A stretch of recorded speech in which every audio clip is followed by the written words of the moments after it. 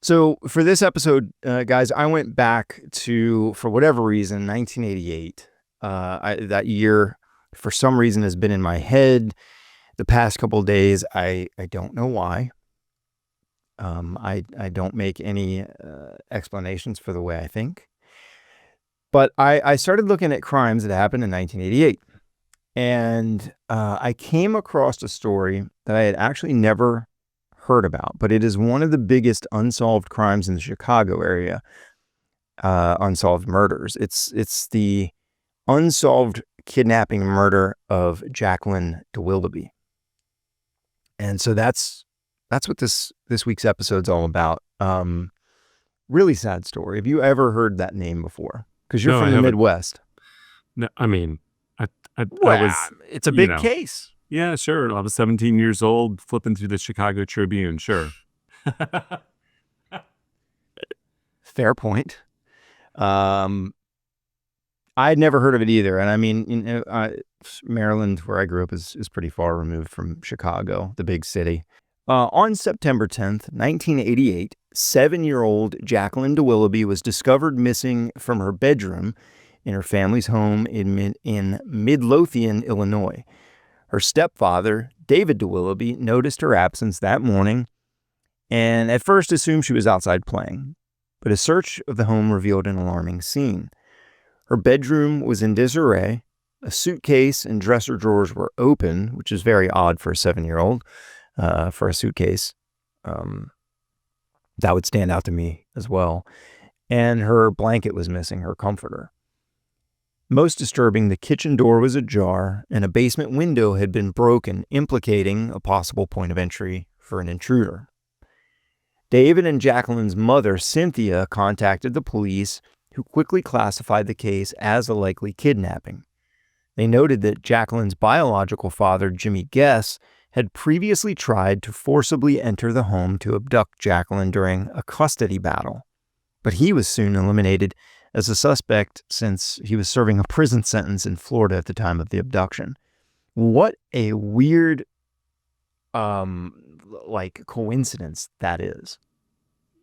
Yeah, I I you was know what like, I mean? I was like, oh, you're going to tell us who it is right off the bat, but like he's the perfect alibi is also Yeah, the worst alibi, which is the guy's in prison. yeah. I mean, I'm just, as I was researching this, it's like that was one of the first things I read. I was like, well, this is a short story, Right. case Yeah. solved. But yeah, I mean, like you said, you don't have a better alibi than being in prison because that's it. The search for Jaclyn was intense. Both parents cooperated fully initially, submitting to polygraph tests and permitting extensive searches of their home. 4 days later, on September 14th, at about 5:45 p.m., Jaclyn's body was found by Michael Chapman, discarded in an overgrown, weedy lot behind the Islander Apartments in Blue Island, about 6 miles from their home. Her body was located near a garbage receptacle and was partially exposed, wrapped in her missing comforter. Close by, a clean pair of underwear and her nightgown were found. Reports say that there were no obvious signs of other violent injuries, no bruises, no cuts, no broken bones. A 6-foot length of rope was looped tightly twice around her neck. The rope became a central piece of evidence, with later forensic examination revealing 3 hair fibers caught in it. 2 matched Jaclyn's, but the third did not belong to her or any family member. The medical examiner, Dr. Robert Stein, noted that the state of Jaclyn's body, in part due to the unusually warm September weather and rapid decomposition, made it difficult to determine the exact time or manner of her death. The most likely scenario, based on Stein's findings, was that Jaclyn had been killed soon after her abduction via ligature strangulation. The extensive decomposition made it impossible to conclusively determine whether she had been sexually assaulted. However, X-rays showed no broken bones, no evidence of blunt force trauma, and no defensive wounds. That is the worst case scenario for any story like this. I mean, the only thing I'll say is that this came within 4 days. I know that might sound horrible at first to say, but there are parents who go decades without answers, and they sort of start to get to this point of not getting over it, but moving forward. You've accepted it. You've dealt with this loss, with this trauma, and you've managed to go on in life. And then their loved one, their child's body is found years and years later, and it just brings all that back. I will say also it's really interesting to me that, they talk about this level of decomposition after only 4 days. Not be, I mean, does that sound odd to you that there's that level of decomposition where they can't really determine all of these things after just 4 days? Yeah, I don't know. I mean, was it hot outside? I hate to put it that way, but like, what were the conditions or the temperatures? And things can go downhill quick depending on the conditions. I mean, people found in the woods in the hot summer days, like, it's almost like their skin melts off of them. To be a little bit graphic about it, like, it can happen quickly in the right conditions. Yeah. And obviously outside you have wildlife, you have things like, thousands of maggots covered her body, and there was no evidence of her wrists or ankles having been bound. No markings on her mouth indicating that she had been gagged. The blanket she was wrapped in was identified as missing, the same one that was missing from her bedroom, confirming that it was used in the abduction and subsequent concealment of the body. So, and that almost leads me to think that whoever took her, if that's what happened, is really just like almost sounds like they just wrapped her up in this big comforter. You have a 7-year-old, you could do that and wrap her up, cover her mouth, and and take her, essentially. Yeah. Public suspicion grew when her parents, who were now, by this point, represented by attorneys, declined further police interviews on the advice of their counsel. And why? That's such a, I get you're dealing with things, but that's such a giveaway to me that things aren't right. If, God forbid, knock on wood, all of the above, if something ever happened to my kid, you couldn't shut me up. Right. There's no, I don't care if I've answered the same question 25 times by police. I'm going to answer it. But let's actually say it's unrelated. Like, I'm going to make this up. Like, you have 10 speeding tickets, or you like ran away from the cops one time that they didn't catch you, but they know who you are. Like, they don't know where you are. Like, I don't know. People have stuff they don't want to talk about, and some, you know what I mean? Like, what do you think about that?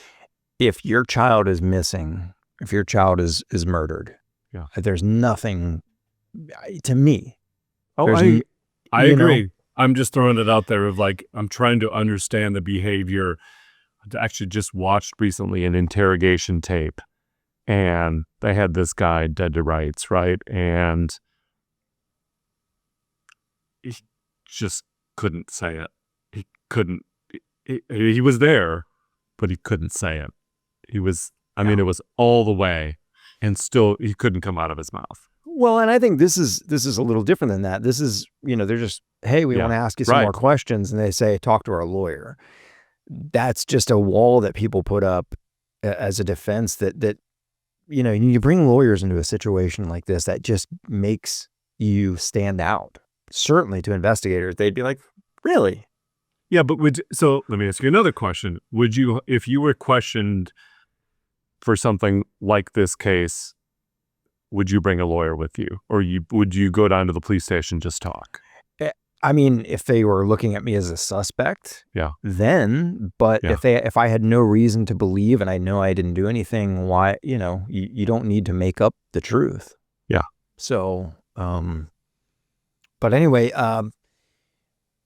people started, questioning this and going, well, why aren't you talking to the cops now? Why do you need lawyers? Why, It just causes that level of suspicion.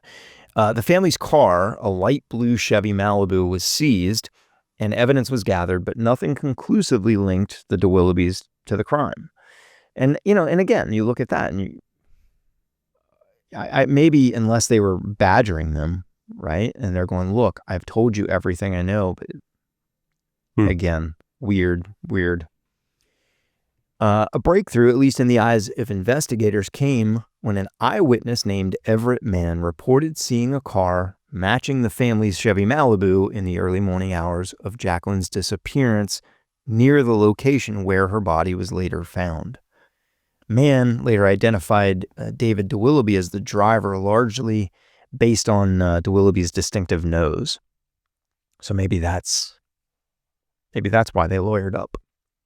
Light blue Chevy Malibu. I mean, that's kind of a car that stands out, right? That color. On November 22nd, 1988, Cynthia and David Dowaliby were arrested and charged with Jaclyn's murder. Their son was placed in foster care, and subsequent forensic tests cast doubt on the state's case. New analysis had showed that the broken basement window was likely smashed from the outside, contradicting an early key prosecution claim. So, the way I see that is lawyers are now kind of honing in on them, or prosecutors rather. And one of the things it sounds like they said that they were home, it had to have been them, or they might have been involved because they were in the house with Jaclyn. Then it's shown that the glass was broken from the outside. So now the prosecutor, you can't change your story to make the narrative fit, right? You can't change the story to make the narrative fit the crime. And so I think now people are going, well, that's a flimsy case against these people. And they passed polygraph tests, and the hair on the rope fibers didn't belong to anybody in the family. So it kind of felt like somebody saw their car and identified this guy, and they're going to build a case on that. Not that easy. There was another suspect, a man named Timothy Guess, who is Jaclyn's biological uncle. He reportedly suffered from severe mental illness, including blackouts and schizophrenia. He claimed to have an alibi supported by a waitress at a nearby diner, but at least one of those alibis, one of those people who provided an alibi, later recanted her statement, stating she lied out of the presumption that the Dowalibys were guilty. So she said, yeah, that guy was there at the diner. Thinking, at this time when people were really suspecting the parents. Sounds ridiculous, but she's going, oh, it must have been the parents. Yeah, that's right. I did see him here. Then she recanted it, saying, well, I guess now that the parents look innocent, maybe they didn't do it. Maybe it was this guy. Yeah. But that, again, when you talk about having a case against someone, I mean, that all those things come into play where it creates a shaky ground for prosecutors. Well, you changed your story, so what are we to believe? Timothy Guess also reportedly described details about the interior of the Dowalibys' house, despite claiming he had never been there, attributing this knowledge to a spirit. He was never charged, and investigators were unable to conclusively tie him to the crime. The trial in 1990 was a bit of a media spectacle, and during proceedings, the judge acquitted Cynthia due to insufficient evidence and continued the trial against David alone. On May 3rd, 1990, David Dowaliby was convicted of murder and concealing a homicide and sentenced to 45 years in prison. What are your thoughts? I mean, is that the end of the story, or do you have more? No. Okay, so I was actually going to stop you and say I have no idea what's happening. I have no idea how this is going to end. But I Well, I'm not gonna give you my theory. It's weird. It's weird that for you to tell this story, it's been pretty straightforward with a hint of supernatural, coming in or whatever. Keep going, man. Yeah. So that was in 1990, May of 1990, right? In October of 1991, an Illinois appellate court unanimously overturned his conviction, ruling that the evidence was as insufficient as what had previously acquitted Cynthia. The court said that the conviction could not stand based on the mere opportunity and circumstantial evidence. Given both parents were home that night, David was released in November of 1991. And you make a good point, right? Like there wasn't that much evidence. Well, and if you're saying that they were together, the parents were together, and she is acquitted, you can't say then that he did it. You know what I mean? It's not on circumstantial evidence. And end of the story is no one else has ever been charged with the crime. Decades later, like I said, it's still considered one of Chicago's most infamous cold cases. Anytime there's a kidnapping and murder of a child that's unsolved, the reality of that is there is someone out there that's capable of kidnapping and killing a child that got away with it. So now you're faced with the scenario, if the evidence wasn't that great in the case to convict, or not that they overturned the case of David, did he do it or did he not do it? Like, was it an evidence-based thing, or is there more to the story that we'll never know? Or was it someone else that we'll never know, or maybe we know if some new development happens, DNA or whatever, right? Like, yeah. And this is one of those cases, we've talked a bunch of times throughout this show about how years later DNA and forensic testing, as it's advanced, I think this case, if there's any testable, DNA left, this could be one I could see some cold case investigator just goes, you know what, it's time. Let's retest this hair, this rope for touch DNA or whatever it is. And maybe that person, whoever it is in the system now, and maybe they weren't in 1988. So I think there's a chance, even if an outside chance, of this case being solved. Think about that. Like, you say it's 1988. I was a junior in high school, and I've lived so much more of my life since then. And it's just that long ago, and the opportunity for something to maybe re-looked at with technology or DNA or whatever, it still blows my mind.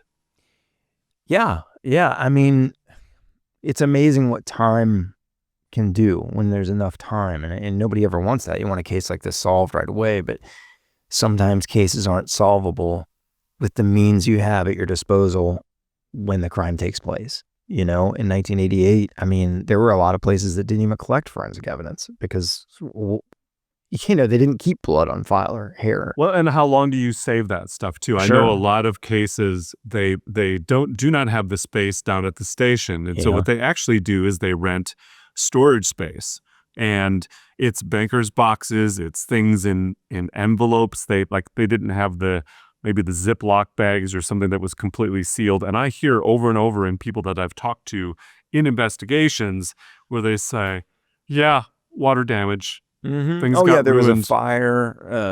It's the papers, but it's also the actual physical evidence does not stay in a pristine state for years. So in some respects, you've got to be lucky that you've got it in a spot that's going to stay dry, that's not going to get wet or, catch on fire, like you said. That's a real issue. And that stuff costs money. I mean, not to, put a dollar sign on it, but I mean, renting storage space for 20, 30, 40, 50 years for all these thousands of cases that stack up in the space. It takes up space. I mean, not everything's That's right. Not everything's digital. So hopefully, that's one that somebody picks up, a cold case detective or somebody tests DNA, if any still exists, and it'd be great to see that case closed. The case of Jaclyn Dowaliby. That's all I got. I'm Sean. That's Jason. This is How It All Went South. We'll see you.